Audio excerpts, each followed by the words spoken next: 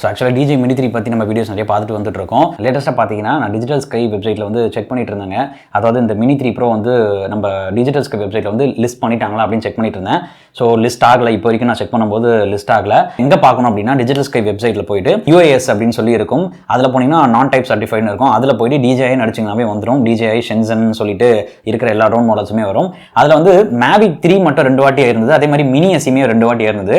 Mini SC model வந்து ஏன் 2 வாட்டி லிஸ்ட் ஆயிருந்ததுன்னு எனக்கு தெரியல. பட் மேவிக் 3 ஏன் லிஸ்ட் ஆயிருக்கு 2 வாட்டி அப்படின்னா, நான் நினைக்கிறது எதனால் அப்படின்னு நினைக்கிறேன்னா, ஒன்று வந்து சினி வேரியண்ட்னு ஒன்று இருக்குது, ஒன்று வந்து நார்மல் வேரியண்ட்னு ஒன்று இருக்குது. ரெண்டுத்துக்குமே டேக் ஆஃப் வெயிட் வந்து வேறு.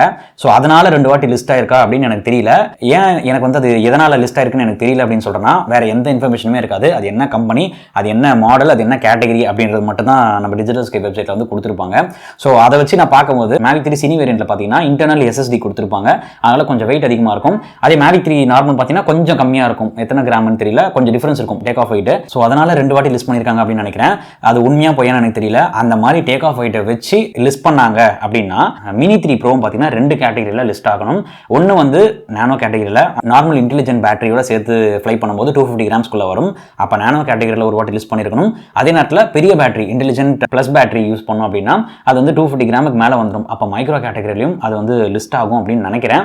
அது வந்து கன்ஃபார்மாக நான் எனக்கு தெரியல, 100% ஷுவராக நான் சொல்லலை. மேபி அப்படி ஆகிறதுக்கு வாய்ப்புகள் இருக்கு. சும்மா செக் பண்ணிட்டு இருக்கும்போது பார்த்தேன், ஏன் மேவிக் 3 2 வாட்டியா இருக்கு அப்படி பார்த்தோம்னா இது வந்து உண்மையாகவும் இருக்க வாய்ப்பு இல்லை. மினி எஸ்சி பார்த்தீங்கன்னா ஸ்டாண்டர்ட் கிட் ஃப்ளைமோர் காம்பவுண்ட் தான் வந்திருக்கு. மேவிக் மினி எப்படி மினி 2 எப்படி வந்ததோ அதே மாதிரி தான் இருந்தது. அது ஏதாவது எரரில் அந்த மாதிரி 2 வாட்டி பண்ணியிருக்காங்களா, இல்லை வந்து இந்த மாதிரி டேக் ஆஃப் வெயிட் வச்சு பண்ணியிருக்காங்களா நமக்கு தெரியல. ஸோ அப்படி டேக் ஆஃப் வெயிட் வச்சு பண்ணாங்க அப்படின்னா கண்டிப்பாக 2 கேட்டகரியில் வரும். அப்படி 2 கேட்டகரியில் வந்தது அப்படின்னா இந்த பெரிய பேட்டரி இருக்கு பார்த்தீங்களா, ப்ரோ ப்ளஸ் பேட்டரி, அந்த பேட்டரி நம்ம ஃப்ளை பண்ணும்போது 15 மீட்டர் மேலே போகிறதுக்கு வாய்ப்புகள் இருக்கு.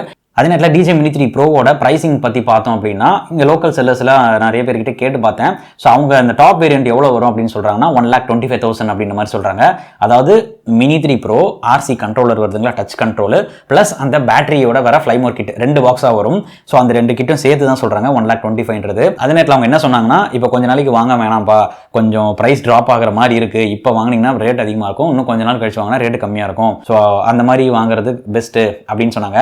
முதல்ல அந்த ட்ரோன் இந்தியாவில் வாங்கணுமா இல்லை வேணாமான்றதே நமக்கு டவுட்டாக இருக்குது. ஸோ ப்ரைஸிங் பற்றி பார்க்கும்போது அவ்வளோ ரேட் வந்துடுச்சு அப்படின்னா கண்டிப்பாக Air 2Sஏ போகலாங்க தாராளமாக.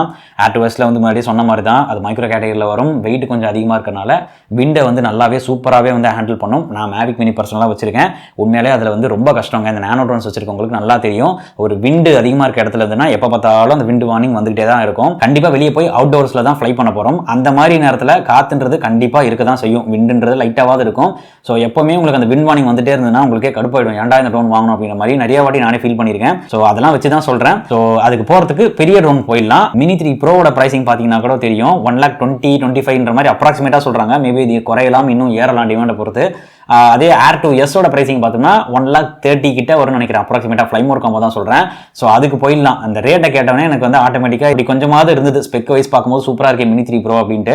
பட் இந்த ப்ரைசிங்கை வச்சு கேட்கும்போது வேலைக்கே ஆகாது அப்படின்ற மாதிரி தான் தோணுச்சு எனக்கு. நீங்கள் என்ன நினைக்கிறீங்க? மினி 3 ப்ரோ வந்து ஒர்த்தாக இருக்கும் அப்படின்னு நினைக்கிறீங்களா இந்த ப்ரைஸுக்கு? வெளிநாட்டில் வாங்கினீங்கன்னா கூட 70,000-80,000 இருக்குது ரேட்டு. அதனால தான் சொல்கிறேன், கொஞ்சம் தான் டிஃபரன்ஸ் வருது Air 2Sக்கும் மினி 3 ப்ரோக்கும். ஸோ கண்டென்ட் கிரியேட்டர்ஸ் இல்லை யாருன்னா வாங்குறீங்க அப்படின்னா பெரிய ட்ரோன் வாங்கிடுங்க.